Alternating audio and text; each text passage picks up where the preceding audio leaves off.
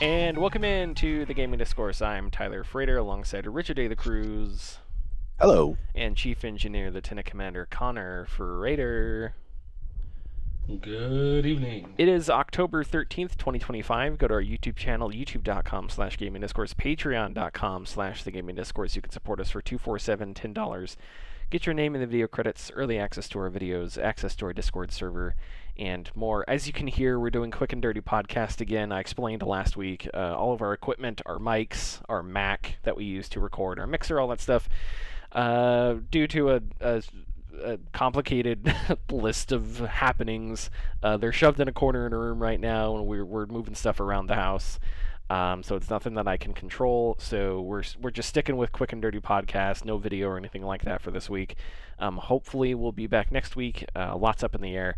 But next week I'll try to do integrate some kind of video. I was gonna do it this week and I just dropped the ball and forgot. So yeah, hopefully we'll be back next week. I prefer to everybody be in the same room because I think the energy's better and all that. But this is the best we can do right now.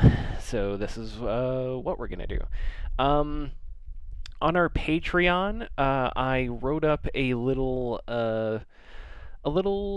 not essay, but I don't know, a little historical tidbit thing regarding some research that I'm doing at the moment for a big project, and that was for patrons only. So if you subscribe $2, you can go read a little bit about video game history. I wrote maybe, I don't know, 700-ish words maybe about some interesting video game history stuff that I've been researching, having to do with John Riccatello and having to do with Electronic Arts and some different stuff. And it's interesting considering where we're at right now with BioWare, because man, you can trace that back to a couple fated decisions in the late 2000s, but that's a topic for another day. Okay, and then this week I'll be writing up something on Steam Next Fest. So I'm playing different demos that I'm sure we'll talk about here in a second, and that's what I'll be doing this week for patrons, and that'll probably be a public post. So yeah, but still, go check us out, patreon.com/the gaming discourse. Okay, so Battlefield 6 is out. Ghost of Yotei has been out for a while. I hope we've all been playing games. Connor, how are you? Have you been playing more Yotei? Give us an update. I have been playing more Yotei. Sweet. The game, the story feels all over the place with pacing. Some areas feel like it really wants to get this one piece of story done in as quick as possible, and then other parts are really drawn out. I'm not sure if it's to do with the open-end approach of the first act of the game. You can go after one enemy or the other, one of the big bosses at your leisure. I'm not sure if it's tied to that, or if it's, I don't know. I'm not sure what, but the pacing is not great. And I'm really wishing the more I get into it that we get more depth in Atsu. She's very much I'm trying to find the right word. I'll add while you're trying to think of the word. I'll say that that Atsu is, at least from what I've experienced with her, she is one note. She doesn't have. She can be flat at times. I think sometimes it works because it's like she's a badass, and she doesn't take shit from anyone. And I think that is interesting if you compare that to Jin from Tsushima, because Jin was a little bit more of a Boy Scout, right? Where she is very much not that. I don't think this is a spoiler because it says it at the beginning of the game, but she specifies later on. She fought at the Battle of Sekigahara, which is this important battle in Japanese history during the Tokugawa era. I'm not an expert in the history, but she fought at this super important battle. So she's a veteran, and she's been in these massive history deciding battles. So it's like she's seen combat and stuff like that, which I think puts her in a different place because instead of, I think Jin was like naive in some ways. She's coming at it from a different direction. I think she's more, maybe closer to like Batman, I guess, in that she's coming from a more cynical, like darker place than Jin was, perhaps. Although I guess you could say that for Jin as well. So yeah, I'm not. But no, I know what you're saying. I haven't progressed past the opening area yet. I'm running around doing bounties and stuff like that. So it's interesting to hear that you're not a fan of like the pacing because I think it's fine, but again, I haven't like progressed past. I've done Yeah. the first, the only like enemy that there's the Yote six, the six main enemies that you have to go after, Yeah. and the only one that I've defeated is the one that you defeat at the very beginning, the one you can't like ignore. Royal, yeah. Yeah. I have defeated one other since then, and I'm working on approaching the next one.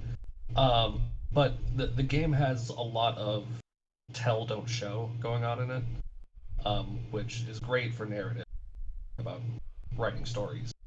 We like to be told that the character did cool things and not shown that they did cool things. Thank you. Yeah, no. Part of me thinks that there was a real effort to try and make her a very open character to be accepted by like everyone, and they really wanted everyone to like her, including the people that are going to dislike the game because it has a female protagonist. So I wish they would have just believed in their writing and given Erika Ishii something better to work with. Because yeah, Atsu is coming up really one note. Okay. Yeah, I would. I just need to play the game more to have like a better read on her character and stuff like that. I still think the combat's pretty good. I will say that the combat hasn't. Maybe in some ways it has added some like wrinkles to Tsushima. The major wrinkle is that you can pick up weapons on the ground and like toss them. So spears, or if an enemy drops a The katana. more you get into it, the game does expand on that style of combat a little bit, and it is enough to keep it interesting. With the first one, where you had like the different stances being for like different types of combat, fighting different enemies, that's there with the different weapon types. Yeah. Yeah. And the game really allows you to quickly just flow between weapon types without having to take too much of a break. It's a trigger pull and a button press on your next weapon and deflecting and making attacks, and it's good. It's a good combat system. Great for the game. And I think it works better than Tsushima because in Tsushima I don't know, after a while it just didn't really feel like it mattered which stance Jin was in. You could just kill everybody no matter what stance you were in.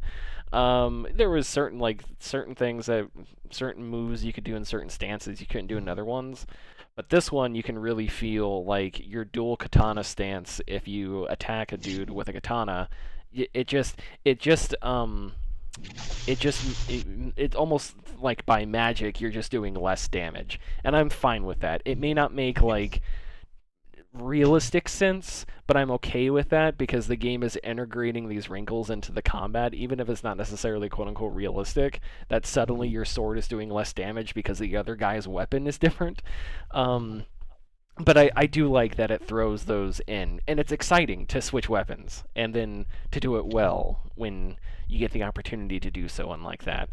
To be able to switch and then sort of remember how that weapon works or like what moves you have with that weapon. I'm totally okay with that. Yeah. Anything else, Connor? On Just a couple things.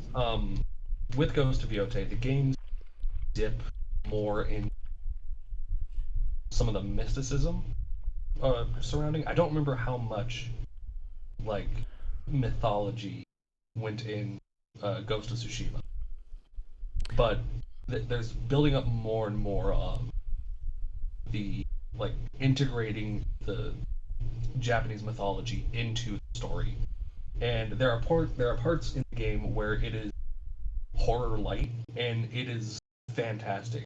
They are really that section I'm talking about, and you get there, you'll know it. It is excellent. It is so much fun. There are just not full jump scares, but it's just momentary things that catch your attention and keep you guessing what's coming next, and it's fantastic, and I love it. Um, and I had another thing, but I distracted myself with how cool that part was, and I can't stop thinking about it. Um, so I might come back to it later if I remember. If not, oh. Richard, what have you been playing? I have been playing Expedition 33. Of course, Yay! continues since last week. And I am here to say that I am currently fighting the final boss um, of the game, Like at which this is very moment, like you're doing it right now. no. Otherwise, I would I would be completely silent, and then like once every like 40 minutes, I'd go, ugh, and then I would have to do it all over again. um, so yeah, I'm doing that, and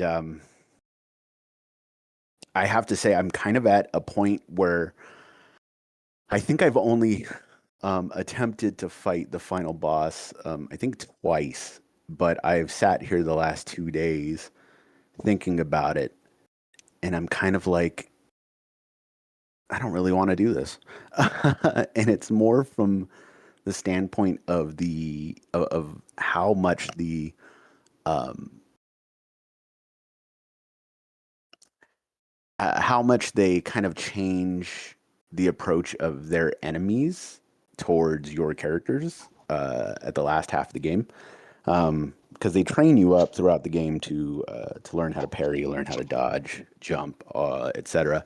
And then what they do is, after a certain point in the game, a certain major point, they just decide that every enemy you fight is going to take like excuse me, they're going to go like 6 times in a row before you can even go. Yeah, yeah. And then when you finally get to go, you get to go once, and it may or may not, do what you want, and then they get to go like 5 or 6 times again. And it's pretty annoying. And then on top of that, you do have several phases of certain bosses, which is a staple of the JRPG, like, formula. But annoyingly so, these phases take a certain amount of time, and if you fail, let's say you're on the second phase of a certain boss fight or a fight in general, if you fail, you have to start everything all over. And this kind of becomes annoying when you've never fought a enemy before, and you succeeding has to rely on you figuring out their pattern. So you're kind of, in a sense, depending on when, where, and how you fight, are forced to lose several times and do it over again, and having to watch the cutscenes and having to, well, I mean, you can skip the cutscenes, but, having to, like, if you happen to save at a flag before you do the boss fight, you have to, traverse back to the boss and then do everything again. So there's just slight annoyances with that, but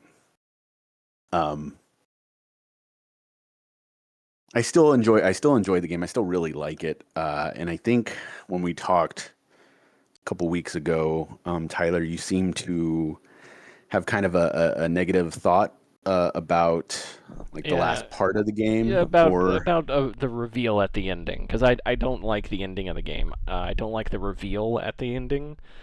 The major like twist. I think Connor knows the ending, so maybe we can do like a. Well, and I'm not even sure if you know the twist yet. Actually, I'm not sure what part of the ending you're at. about what the world is and all that Yeah, jazz. yeah. Yeah, Explain yeah. to me what That's you know. yeah. No. That's before. So, spoilers for Expedition 33 starting now.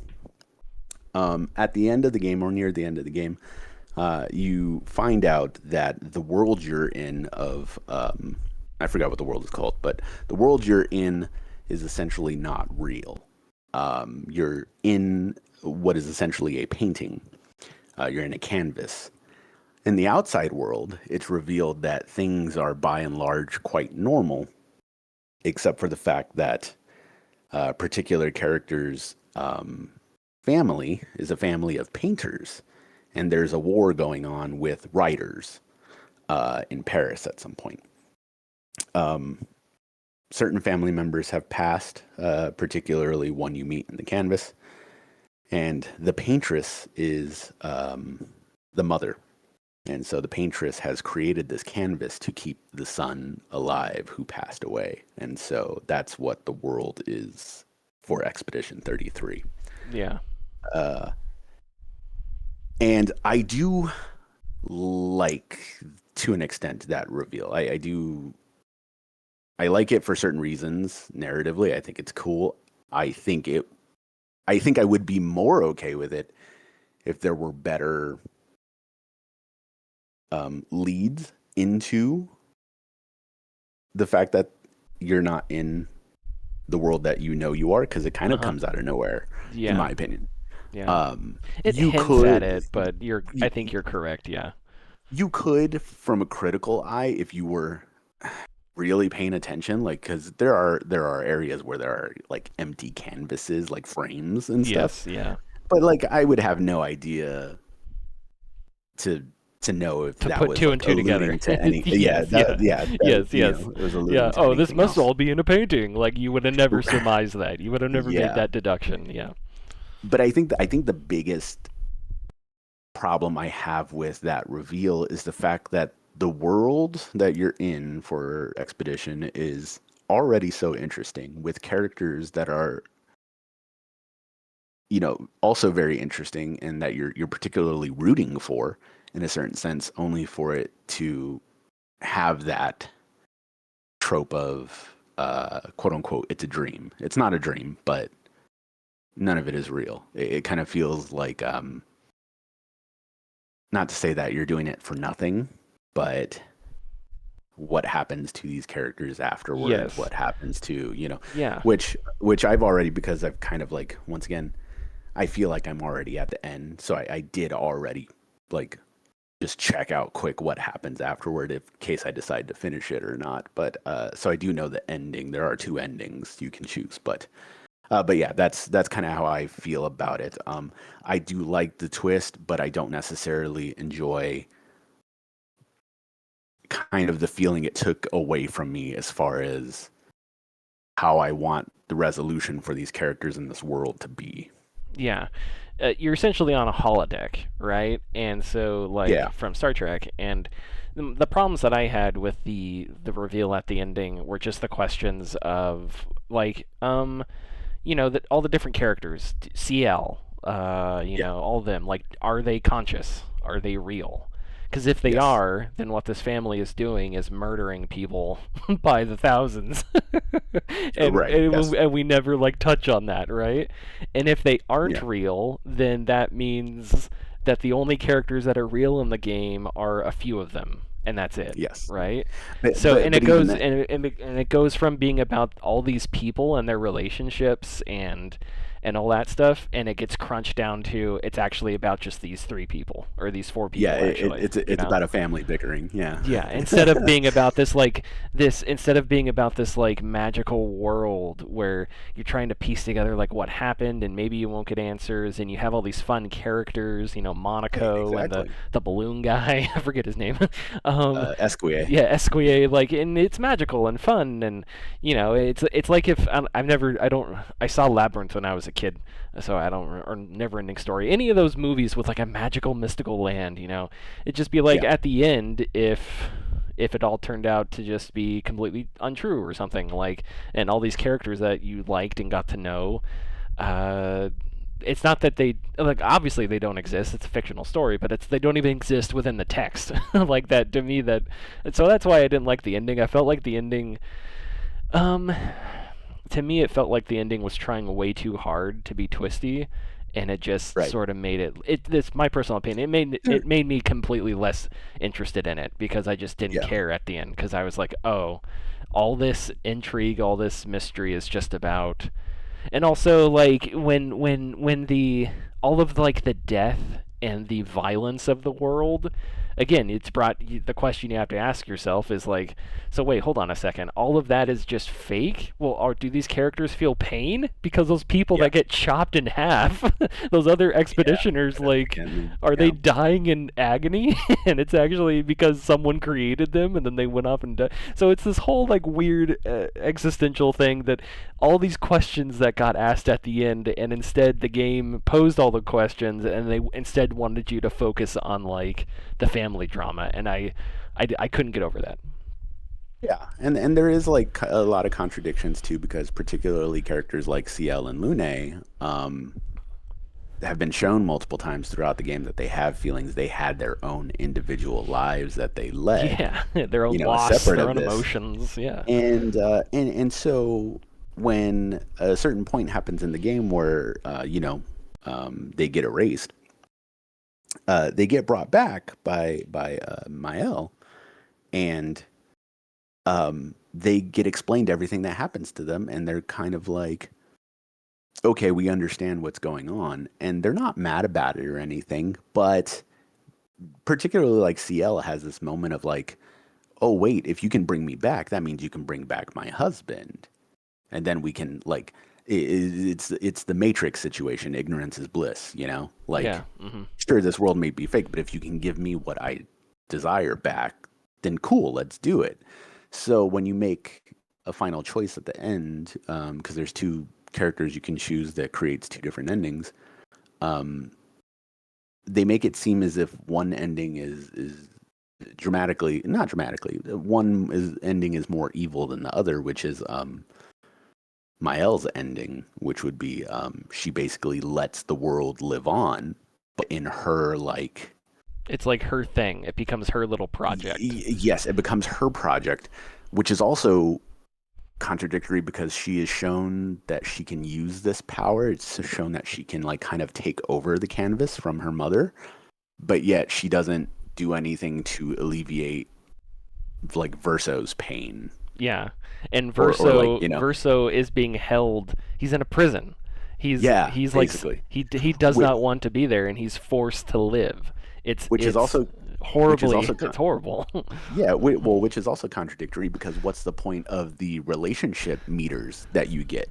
Like, Yeah. why are you building these relationships with these characters that at the end you're just going to be mad about? And and the other thing that I don't like about this ending, a a prominent character dies in the game, and a big chunk of the game, and this character has, all their it has they have an entire skill tree, an entire combat mechanic that goes away, Yeah, and they're gone. And I was like, oh, that's a badass move because this game is about loss and despair and grief. And so it's like, no, this character's gone. You don't get them back in a weird video gamey way. And I was like, I respect that. And at the end of the game, it turns out that this whole thing was avoidable because it's actually just set on a holodeck. I was like, oh, come on. I don't know. I didn't like it. But ultimately, whether I beat the final boss or not, because as far as I'm aware, or as far as I'm concerned, I basically beat the game. But I did. I have greatly enjoyed my time with Expedition. I do think it's an excellently crafted game. I'm not gonna hark on the stories and the contradictions and twists too hard. It is what it is, and I enjoyed most of it. And I do think it deserves, its Game of the Year nod if it's going to get one. But yeah, I mean, as far as that goes, I do plan on beating it. I don't think I plan on doing any of the extra stuff. But yeah, I sure didn't. But yeah, and I'll move on. But yeah, that was it. That's my time with Expedition 33, and yeah, I'll tell you guys next week if I have actually decided to fully beat it or not. So let's see. I've been playing Battlefield 6. And let me tell you, Battlefield 6 is great. The multiplayer, Back, baby. We're back, baby. It's just Battlefield. It's all the soldiers are generic, the weapons are generic. It's just Battlefield, and it feels great. I have a few minor gripes here and there. I do wish there were some bigger maps. If you hear conversations about the maps, I think there is something to that. If you play Conquest mode, there are the big Battlefield Conquest maps, And it's not that there isn't any big maps, there are. But yeah, there are some maps where things turn into just meat grinder central, and it's just hallways and alleyways and choke points, and it's just insane. So that aside, I think this is it's back to basics. There's stuff I wish was in this one. I think the building mechanic from Battlefield 5 was great. They didn't bring that back. I would love to have that in a Battlefield again one day. But there's stuff that's in this one that they brought back from previous Battlefields that I didn't think we'd ever see again. Back in the day when you spawned in Battlefield, all the vehicles were there, right? Including aircraft. And in previous Battlefields, you would have to, like in Battlefield 5, you would spawn in a tank, and then the tank would appear, right? There wouldn't be like a vacant tank that you could hop in and out of. Well, now that's how it works. Aircraft, you still have to spawn in aircraft. But now, when you start a level, all the vehicles, the tanks, the trucks, all that stuff, it's all there. So everybody's hopping in, and it's very chaotic and fun. Everyone's running for different places, whatever. And I love that. When you take certain bases in conquest mode, certain bases come with extra vehicles. So there's a base may spawn a tank for your team if you take it. And that's cool, because now your team has 2 tanks, or whatever. And so that's awesome.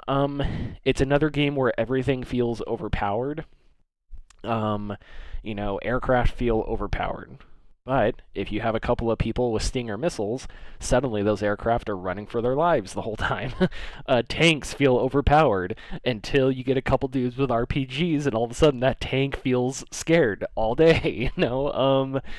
So like grenades are insane, and there's rocket launchers and all kinds of stuff, and but it all works. So I played it a shit ton this weekend.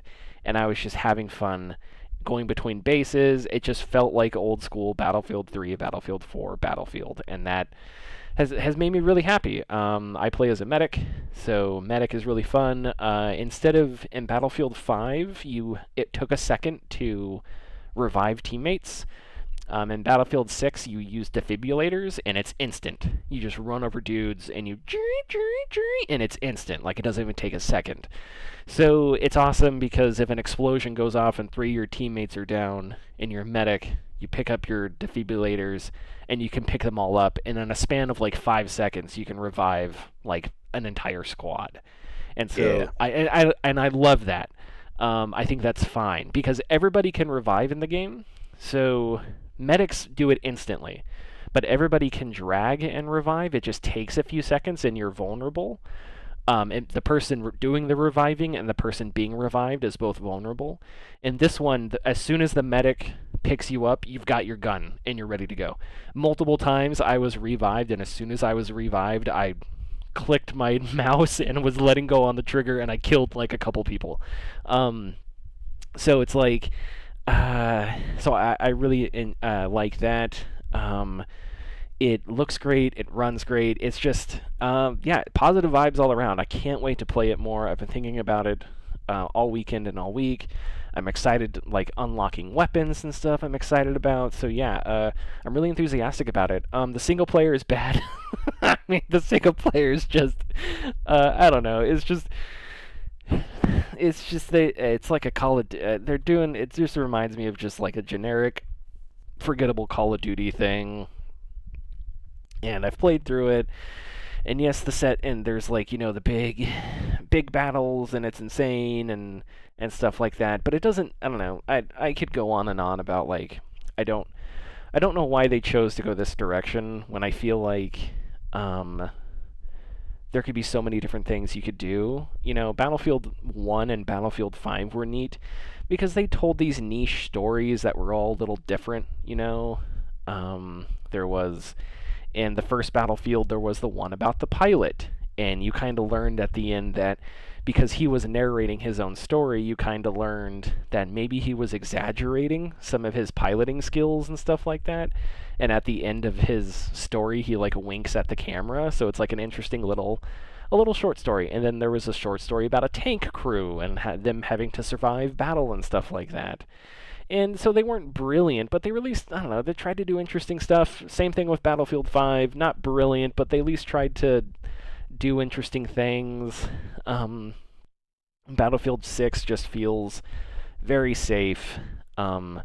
There's all sorts of military acronyms being thrown around everywhere. You are the operator of operators who is operating in a hot LZ with Charlie surrounding you in a billion different directions, and it's just, I don't know, it's just so, it just feels so generic, and it just feels so tired in some ways. And there's a scene pretty early on where you jump out of an airplane and it's exactly out of Battlefield 3. It's like the same exact scene. And so it's like, okay, whatever, I don't know, man.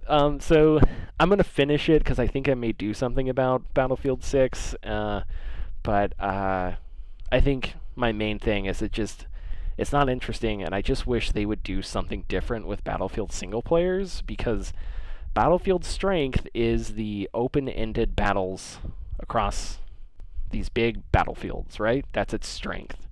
So I wish it would lean into that instead of awkwardly doing like linear Call of Duty things while trying to like insert some Battlefield things here and there, if that makes sense. I wish they would, just give me a big map. Do it Star Wars Battlefront style. Give me a big map and say, we have to take Objective Alpha, and then it's basically just a multiplayer match, but I've got bots around me. Like, I'd be okay with that. I don't know. Some of the just some of the stuff in the single player is just I'm not. It's just. But none of that matters because the multiplayer is great. I mean, I could. And for all like the set piece stuff and the single player, the multiplayer, like Battlefield creates that organically in the multiplayer, Like you're running toward a base and you see an enemy helicopter and it spins out of control and lands into a building, and I don't know, or you got a jet above you that zooms right above you, as all that stuff happens in the multiplayer, and it's all other players playing. Battlefield's always captured that really well. So yeah, single player, whatever. We can discuss it, we can critique it, but for the most part, but really I don't care, because the multiplayer is great. It's exactly what I was hoping Battlefield 6 was going to be. I'm and that's what you want from Battlefield. You just want the multiplayer, just like yes. I'm excited to play more. I'm trying to think of like other specific things. I think the weapon customization is fine. I don't think there's any innovation here. I don't know if there's any necessarily nothing necessarily new. I just think they needed to get a solid return to Battlefield, and that's what this feels like. I think Battlefield 5 was also very good, but this being modern allows you to do certain things that you couldn't do in a more historical context, like stingers. Like you couldn't do stingers in Battlefield 5 because shoulder-mounted anti-aircraft weapons did not exist in World War II. So in Battlefield 5, you can do that.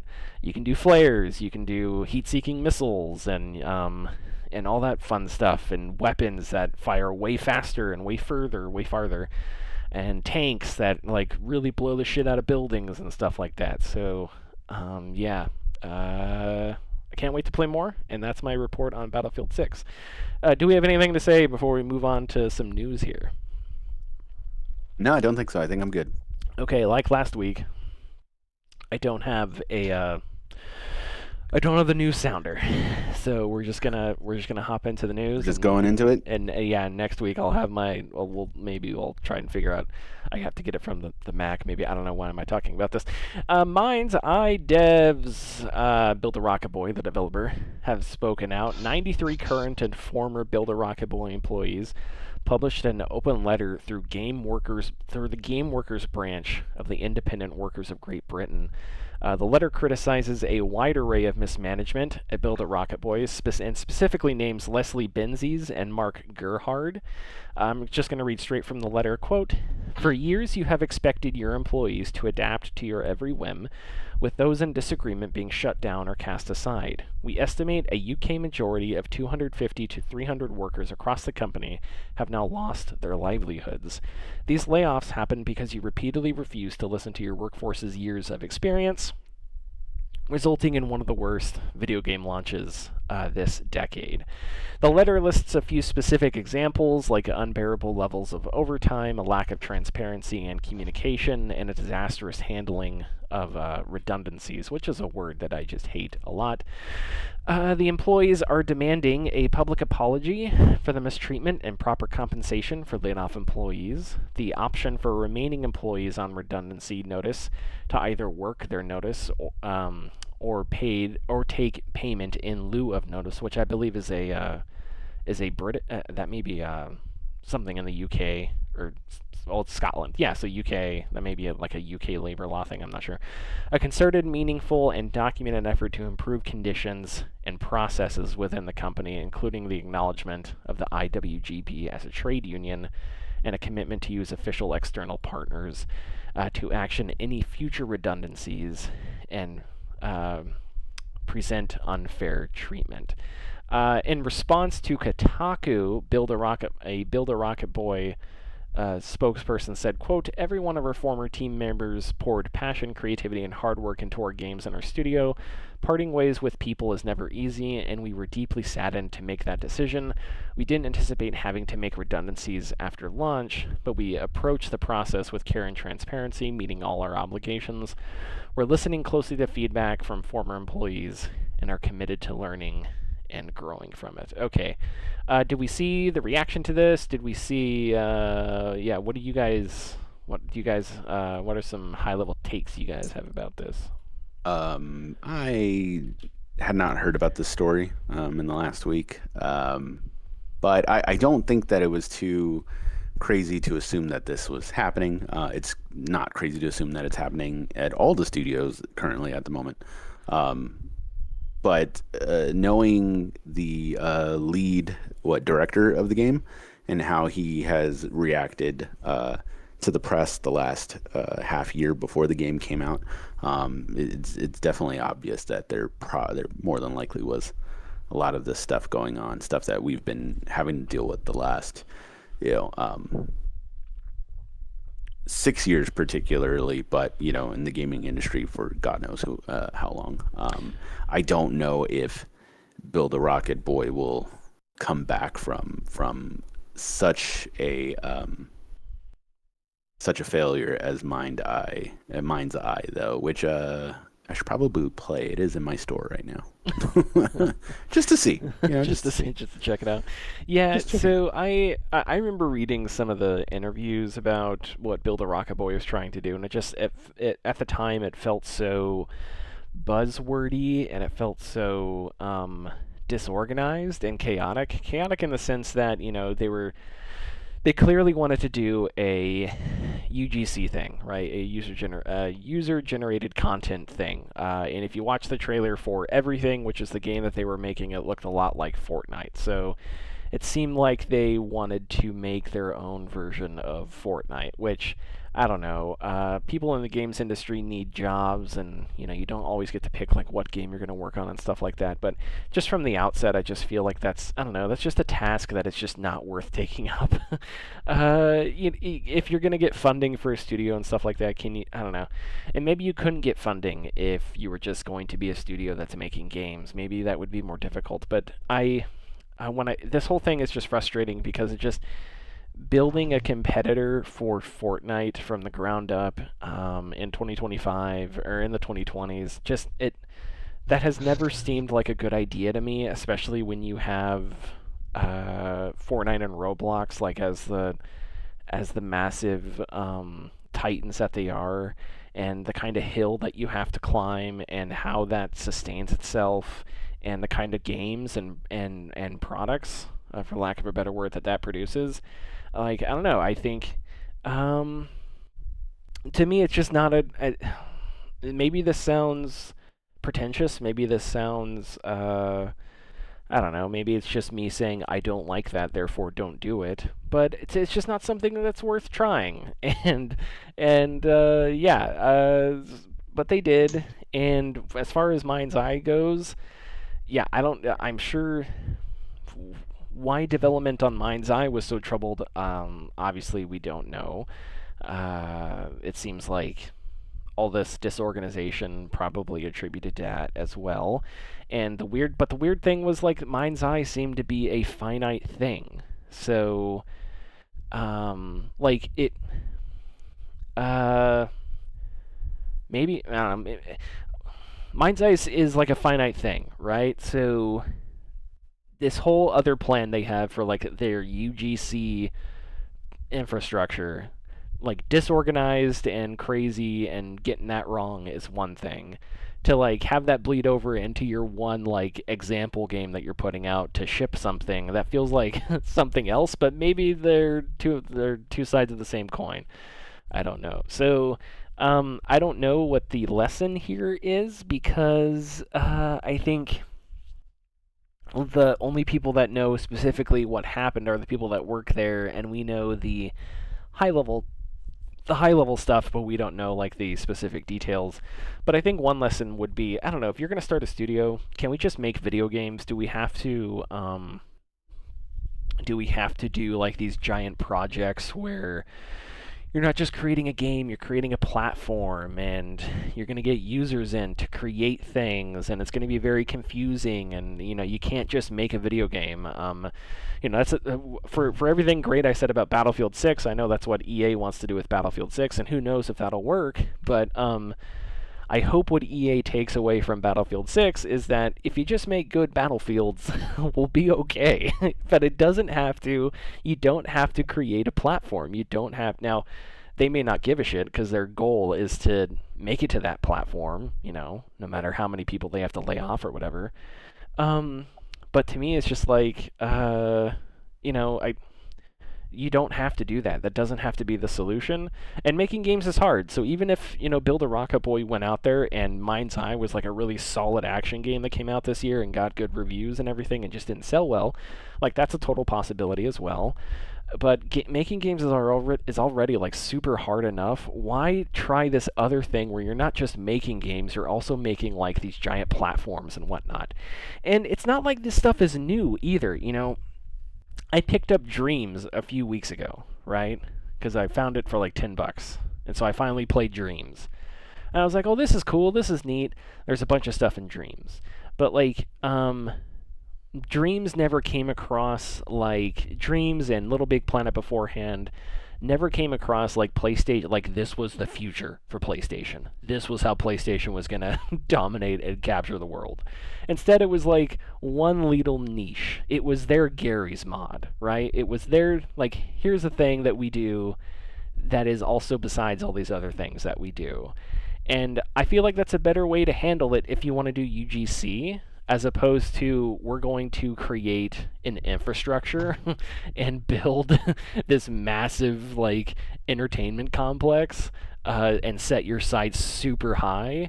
Yeah, because not only are you then having to make a game, but you're having to make a service, and so there's all kinds of stuff that can go wrong there. So yeah, I don't know, maybe people would disagree with me, but I just feel like video games are hard enough. Can we just try making good video games and do that instead of trying to follow trends and trying to start these huge business ventures and stuff like that? I was telling Connor before the podcast that Build a Rocket Boy secured I think it was like $110 million. Yeah, this is TechCrunch I'm reading from. $110 million in Series D funding.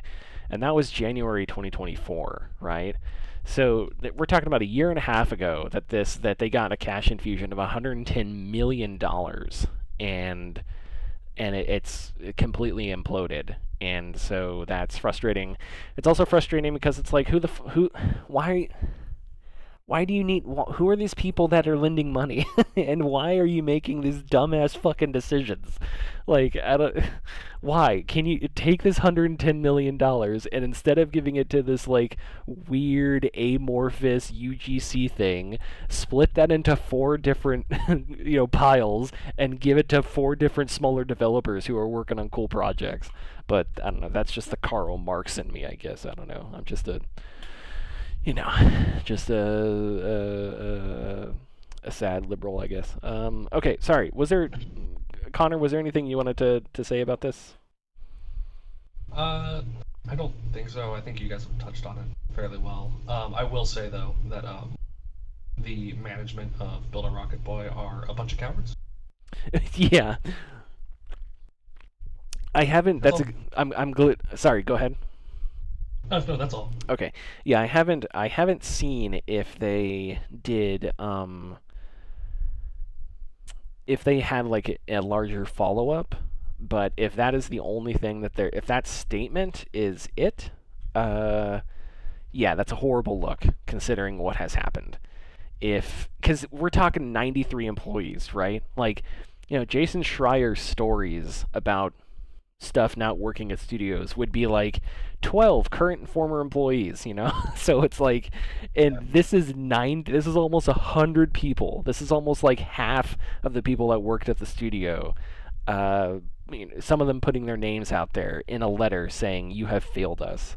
So I don't know, to have that high of a to have people that are that mutinous and that angry, and also knowing that like if they do this, they're gonna, and people know it, they're gonna have to answer questions. It's gonna have to be something that's a part of their lives. That's another reason people don't always talk to journalists, because if they decide to go on the record, it doesn't end there. That people then that becomes part of their daily life, and people will ask them follow-up questions and stuff like that. So I don't know. So that takes like a certain level of commitment, I think, to say I have to speak out about how disastrous all this was.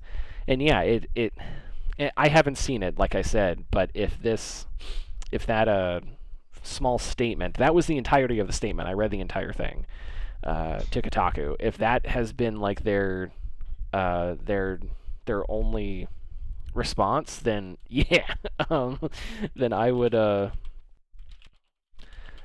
yeah, I would be really disappointed as well. I'm going to open their Twitter. Can I access Twitter if I don't have an account on there? Sometimes. Sometimes I don't see. Not for long. Yeah, I don't see like if they posted a sad JPEG anywhere. Media. No, I can't click on media. Elon wants me to sign in, so I'm not going to do that. I don't think they have anything on their website right now. Yeah, so alright, well. Oh well, I tried. Are we ready to move on then? Yes. Stephen Totilo reporting Ubisoft has canceled, or did cancel, a Assassin's Creed set after the Civil War. Again, reported by Stephen Totilo in his GameFile newsletter, which you should subscribe to. Citing 5 current and former Ubisoft employees, the project was set during the Reconstruction era, and the protagonist was a formerly enslaved black man who travels to start a new life in the West, but then is recruited by the assassins to return to the South and fight for justice, and this would include apparently fighting against the KKK, which the KKK emerged during Reconstruction after the Civil War as a way to reinstate white supremacy in the South. Reading straight from Totilo's story here, quote, "The people were enthusiastic about the game, but were also frustrated by its cancellation, which they perceived as Ubisoft bowing to controversy. 3 sources told the GameFile that word filtered through the company last July that management in Paris had stopped development of the game for 2 reasons. Online backlash that spring to the reveal of Yasuke, who is the character of the Black Samurai from Assassin's Creed Shadows, and concern that the political climate in the United States was becoming increasingly tense. One source said, I was terribly disappointed but not surprised by leadership. They are making more and more decisions to maintain the political status quo and take no stand, no risk, even creative." So yeah, what do we think of this? This is a pretty crunchy one, but yeah, this is I don't know, Ubisoft is just oh, Jesus Christ. Ubisoft is like in like a mobster movie where it's like, you have like all the mobsters that are like evil, and you're like, oh man. But then there's the one mobster that's like pathetic evil, that you're not even scared of. Yeah. Like I don't Yeah. know, like I'm trying to think of a character from The Sopranos, but I can't. I don't know. Sometimes like Christopher Moltisanti, like pathetic, like a baby. That's what Ubisoft is. Like Tony Soprano is Electronic Arts. You hate him. He's evil, but at least he's like powerful. But Ubisoft is like stupid and evil. I don't know. Sorry, but what do you guys think about this? They're free. I'm. Well, Go speaking of ahead, Hunter. cowards. Oh, that was it. Speaking of cowards, Ubisoft Yeah. is here. Yeah, absolutely. Like Ubisoft is being cowards. I'm very tired. Have been the last 10 years, but I find it very disappointing and unbelievable that we cannot, like, what are we doing here? The we we can't even, or well, the people in charge can't even decide to create something to strictly dictate or tell a story um, that the major outcome is just this is wrong.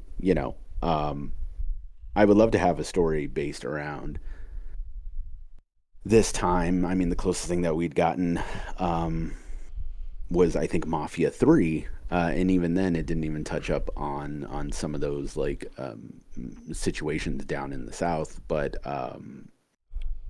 Assassin's Creed has always prided itself on taking very historical sections of time and creating a narrative around it. And if you can't even stand up to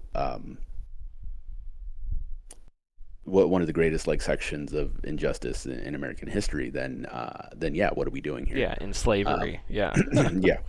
Yeah. And it's like they also even tried barely with Assassin's Creed Liberation, which I only played a little bit of it, so I didn't get like dig deep into the storyline. But that you played as, I think her name was Adeline, but she was she was a black woman in the South during during Assassin's Creed 3. And they didn't really do much in that, but I mean, I could see how they could be worried about having to be historically accurate, because if you create a story based around that time frame, especially with the KKK, then you're going to have to use that language. You're going to have to use Sure. the way that they are, and I can understand that making them uncomfortable, but the truth is uncomfortable. And now more than ever, the truth needs to be told rather than the book having it be shut upon itself. Yeah. Yeah, there's a lot of interesting stuff here. Like, I think that's a good point. And when I first read this, I did recoil a bit just because I was like, I don't know if I trust Ubisoft to handle that, but they've done things similar in the past. People are pointing out that there was a DLC, Freedom Cry, I think it was, or something Freedom like Cry, that. yeah, for Assassin's Creed 4, yeah. Yeah, where you played as a freed slave, and I'm not sure if the slave was an American slave or what, but so they've gotten like close to that in the past. Obviously, games like Red Dead Redemption 2 have a lot to do with the Civil War and Reconstruction. Red Dead Redemption 2 like compresses Reconstruction, the Progressive Era, and the Civil War and race relations, like kind of compresses that all into its sort of picture of America. But yeah, like I think how would you handle that is an interesting thing. I think it's similar to like how would you handle the Nazis? If you make a game about Nazis, how evil do you want? How much of a villain do you want to make them? That's, I think, a lot of things struggle with that. Like, if you're Indiana Jones and you want to have a fun time solving puzzles, it's like, well, how much, what do you want to show of the Nazis? How ridiculous do you want to show them? How terrifying do you want to show them? And I think that's a creative challenge. And it's the same thing with like the American South. Now, them kowtowing to, if the decision was based on harassment, I may be a little more, I'd be more sympathetic here, right? If they were like, if we do this, people are just going to get harassed. But it seems like they just wanted to avoid controversy. And yeah, I think that's the coward's way out. And also, I don't see what's I see why it's controversial, because a certain percentage of the American populace still believes that slavery had nothing to do with the Civil War, or that it was some kind of tangential thing, or, you'll hear people spout that, well, the slaves were actually treated better than, shit like that. So they'd be going up against that, but the good news is history would be on Ubisoft's side. Reality would be on Ubisoft's side, and there would be a wealth of academic texts and historians that they could lean on to help them prove it. So it's just like, I don't know. And also, Reconstruction is a fascinating time in history. It's sad. It's tragic. You often hear people say that the South actually won the Civil War, and I think in some ways that's actually true, because slavery was eradicated and the Confederacy was defeated, but white supremacy was reinstituted in the South, and it wasn't like black people were suddenly able to vote. That didn't happen. And you have to ask yourself why, and how did Jim Crow come about, and all that gets traced back to those years, and the assassination of Lincoln and Andrew Johnson, not giving shit. All that stuff's really interesting, and if Ubisoft, if they got some quality writers on it and were able to really hammer some points home, I think it could have been a fascinating game.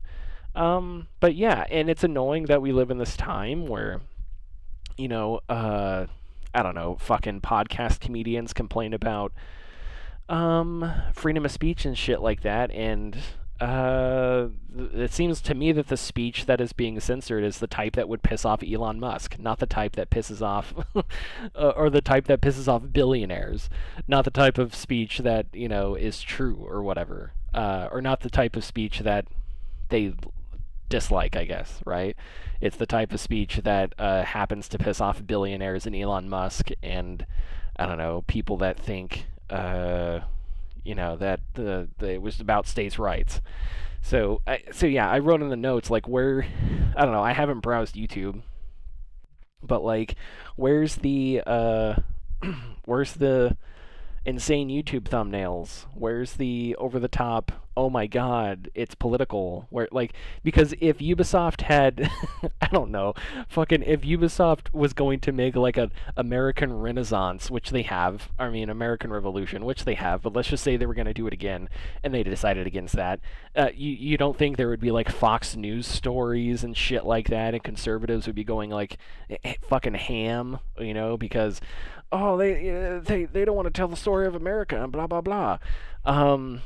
But here we have this, and it just seems like it's not a big controversy, and it's because Ubisoft's being quiet about something that I think the conservative media apparatus would rather have people just stay quiet about. Because it's a history that's inconvenient if you need to believe that America is a shining city on a hill or some bullshit, which isn't true. It is bullshit. And it's not true that America is some shining city on a hill. But anyway, sorry. Yeah, so this is disappointing, and but what do you but disappointing, but what the person said is it makes sense for Ubisoft, and it makes sense for a lot of other companies too. If PlayStation came out and said something and killed a game because they were afraid of the political backlash, I wouldn't be surprised if PlayStation or any company did it.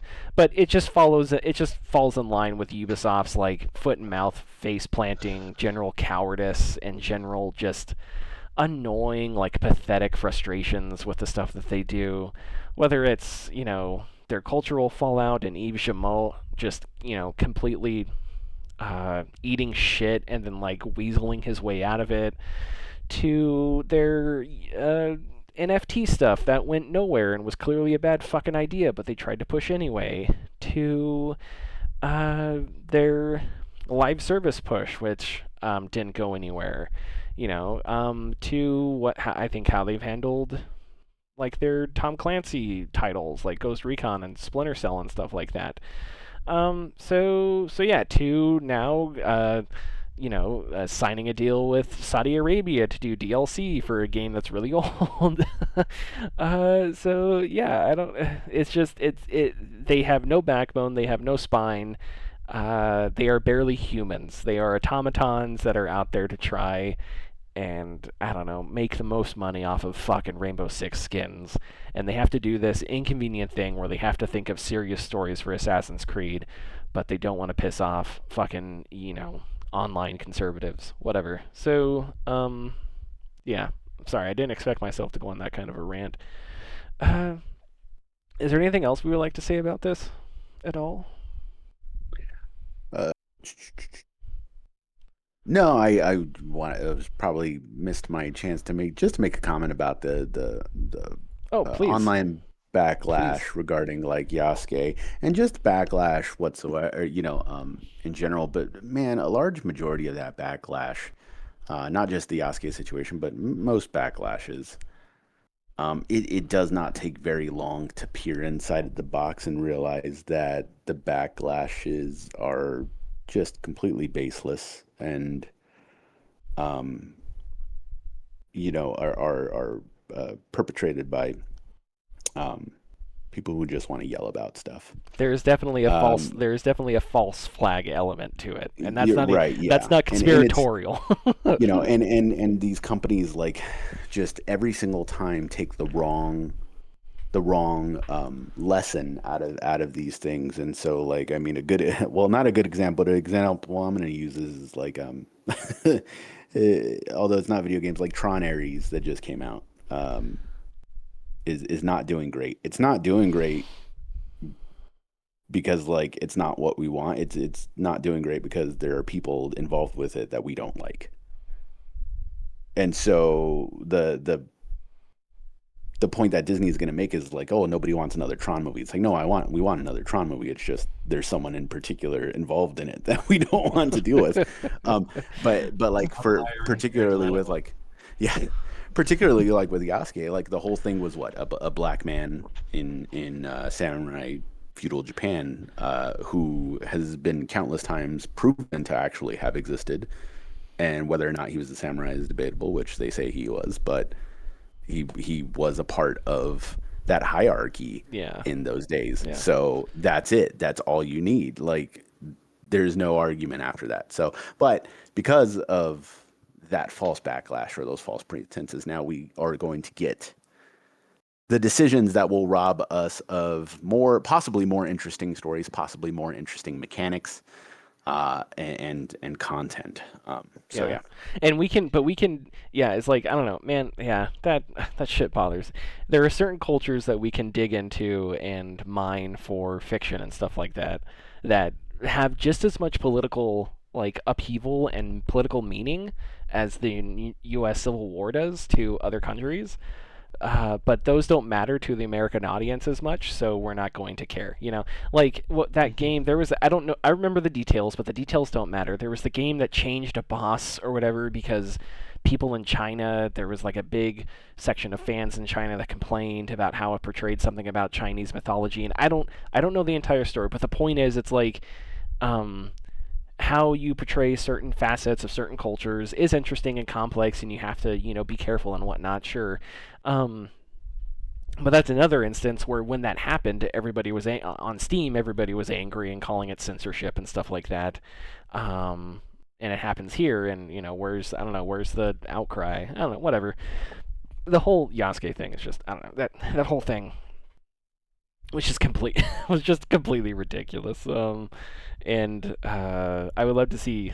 I don't know. I finished the game. I put 60 fucking hours into Assassin's Creed Shadows, so I can sit down and talk with anybody about it if they actually want to have a conversation about, uh, you know, oh, you can be a black samurai, but it's like, did you play Rise of Ronin? No, because you play 3 games and you listen to Critical Drinker. That you play Fortnite, COD, and you watch Critical Drinker. That's all you do. You don't play video games.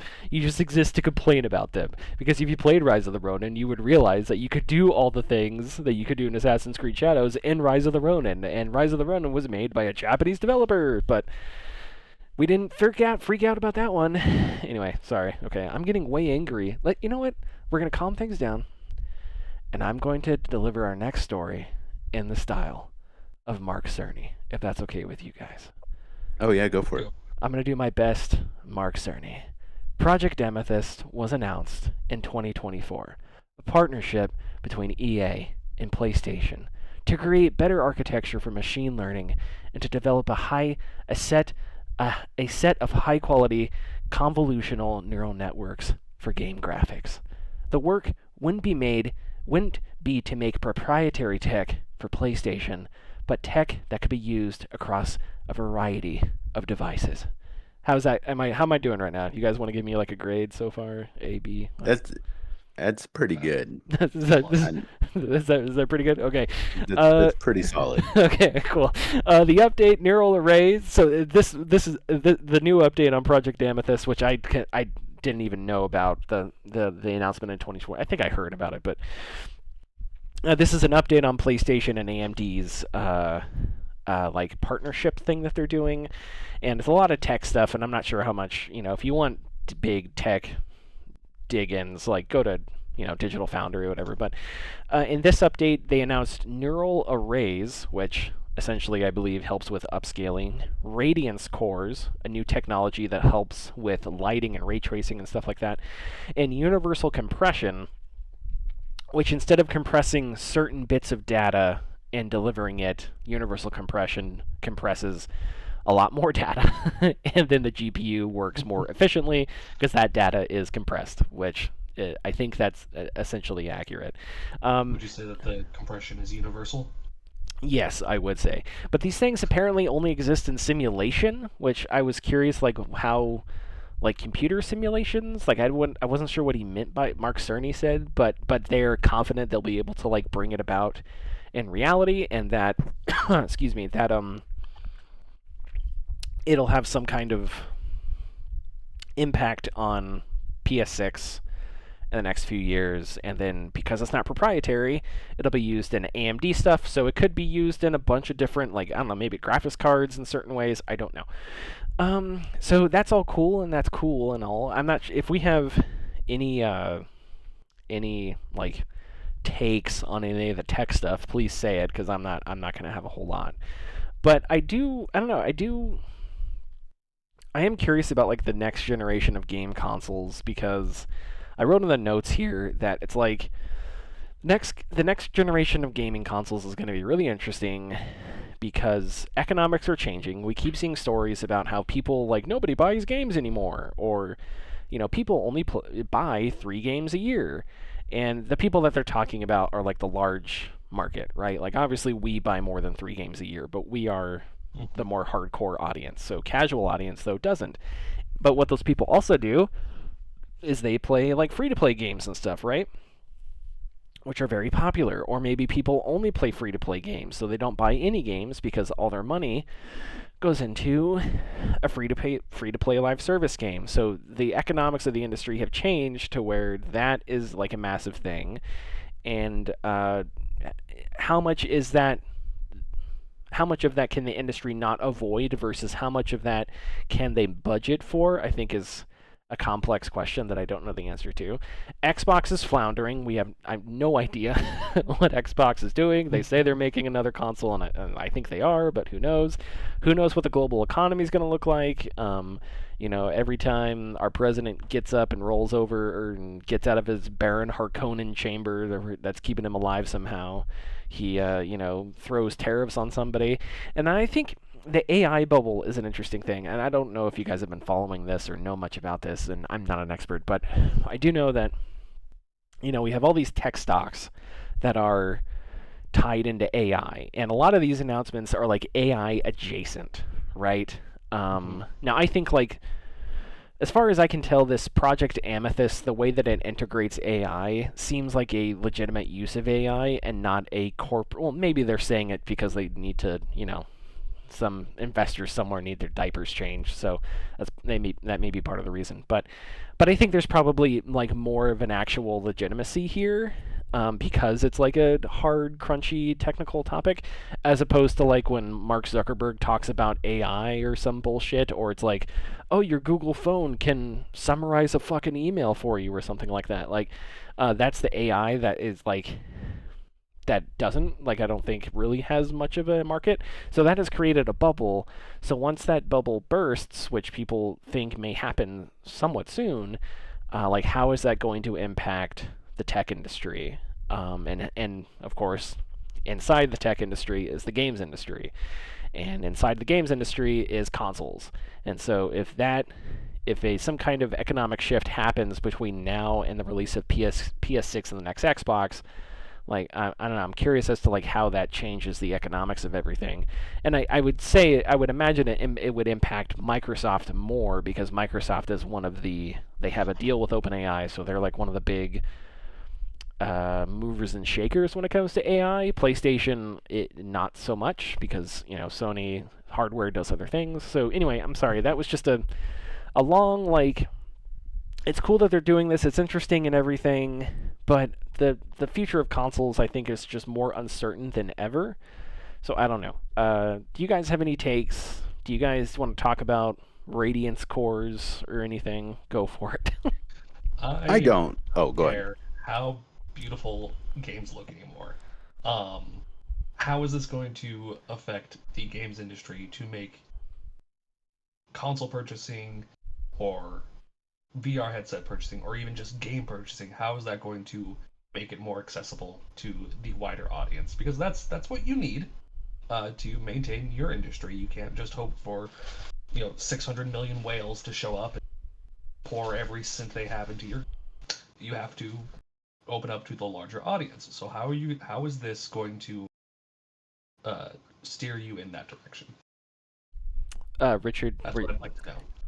Yeah, Connor's exactly right. I am not going to sit here and speculate on tech, because the large majority of people that are going to buy this are not going to understand it, and they're not going to care. They're going to look at the screen and be like, graphics pretty, but I want to know how these consoles will particularly help our developers, because they're first and foremost the people we need to focus on when it comes to the perception of the general audience as to why our games are not quote unquote complete, why our games are broken on launch, why do they need day one patches, etc. And that's a problem with not just the consoles and how they're designed itself, but more so like engines like Unreal Engine, et cetera, et cetera.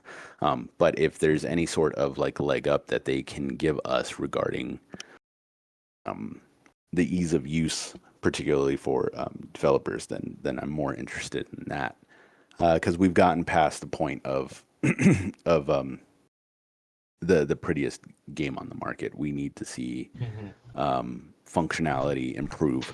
I think the best thing about this generation that we've had is loading times. And having little to no loading times has been wonderful, by and large, with how fast some of these things are. But people are going to clamor when you announce a PS6. People are going to ask, well, what does it do that my PS5 doesn't do? And so you need to show them, whether it be with how the console works, or whether it be, how well the game runs. Yeah, and then the next question would be, what games do you have coming out for it? That's arguably is the biggest question, but they interchangeable. Does it have Fortnite? Yeah, and I have seen there was like rumors and stuff. There was a person that like leaked stuff. So I'm not citing any sources here, so this is anecdotal, but there was people talking about how the PS6 could come as quickly as like 2027 and stuff like that, and that would surprise me. Just considering, I don't know, considering where we're at with how the PS5 and the Xbox are now more expensive than they were at the time, and how we just keep hearing about everything is so expensive, and and the video games are going to die because everything is just so expensive. It's just, I don't know, it doesn't, I don't know if that makes sense to me. I don't know if putting unless you're trying to reduce the price of your console or something and trying to do something else, I don't know. But yeah. So okay, I think that's all I have to say. Is there anything else you guys would want to add before we get out of here? Not about games, but something I just remembered about Expedition 33. I wanted to get back off my chest. Go ahead and empty it, and then we'll end it. Sorry, spoilers once again. The villain in the game, depending on how you look at it, and depending on maybe how logical your brain is, it's not really a villain. Um, I know I what don't know if you agree. I don't know if you agree with me on that. yeah, Okay, I know all what right. you're saying. Because at the end because he's trying to stop it all, right? So if you have a Yeah, giant murder machine that keeps creating people and then murdering them, is the guy trying to unplug it really the bad guy? right. Yeah, exactly, exactly. Yeah, to my point, you have to answer the question about the murders, because if you don't, and he's like, well, it's because my wife, and you're like, you don't care about like every day 1,000 people are being murdered in your murder machine, and he's like, but my wife. I'm just like, all right, dude, come on. Yeah, sorry. Hey, she has to wake up, man. She does. She does. Yes, she does. Okay. Follow us youtube.com/gaming discourse, patreon.com/the gaming discourse. I'll have a post this week with Steam Next Fest stuff.